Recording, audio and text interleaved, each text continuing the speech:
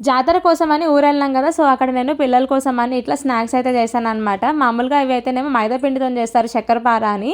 So, ఆ స్టైల్‌లోనే గోధుమ పిండితోనైతే చేస్తున్నాను. పిల్లలు తింటారు కాబట్టి సో, నేనైతే ఇట్లా మైదా పిండి అయితే కంప్లీట్‌గా అవాయిడ్ చేస్తాను. ఏ ఫుడ్ ఐటమ్స్‌లో అయినా మాక్సిమము. సో, వీటినైతే నేను ఇంకా బిస్కెట్స్ లాగా చేస్తున్నాననమాట పిల్లలు తినడానికి. గోధుమ పిండిలో కొంచెం షుగర్ కూడా పౌడర్ మిక్సీ వేసేసి, అందులోనే ఇలాచీ వేసేసి, కొంచెం వేడి చేసిన ఆయిల్ వేసేసి, వాటర్ వేసి మిక్స్ చేసి ఇట్లా చపాతీ పిండిలాగా తడిపి పెట్టుకున్నాననమాట.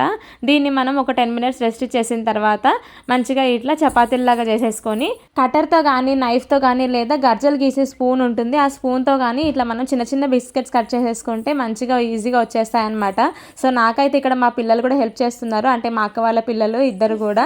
సో, వాళ్ళిద్దరు హెల్ప్ చేయడం వల్ల ఈ వర్క్ అంతా కూడా నాకు ఫాస్ట్‌గా తొందరగా అయిపోయింది. పిండి మొత్తాన్ని కూడా ఇట్లా చపాతీలాగా చేసేసుకొని చిన్న చిన్న బిస్కెట్స్‌లా కట్ చేసేసుకోవాలి. వీటిని మనం ఇంకా ఆయిల్‌లో డీప్ ఫ్రై చేసేసుకోవడమే. కాకపోతే ఆయిల్ మాత్రం ఎక్కువగా హీట్ ఉండకూడదు. మీడియం ఫ్లేమ్‌లోనే వీటన్నిటిని కూడా ఫ్రై చేసుకోవాలన్నమాట. అన్నట్టు మీలో ఎంతమందికి ఈ రెసిపీ తెలుసో కామెంట్ సెక్షన్‌లో చెప్పడం మర్చిపోకండి. ఇప్పటిదాకా ట్రై చేయకపోతే గనుక మీ పిల్లలకు ఒకసారి చేసి పెట్టండి.